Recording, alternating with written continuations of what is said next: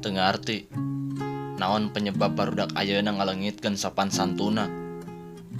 Emang teu kabeh ngan kurasa aya 7 tina 10 jelema. Moal mungkin lamun indung bapana teu ngawarah kana perkara hade. Bisa jadi anakna saukur ngadenge, tapi panitahna teu pernah dipake. Make basa nu garihal, prakaliwat teu beda jeung kadal. Nyarita jeung kolot siga jeung budak, mun dealingan kalah sesentak.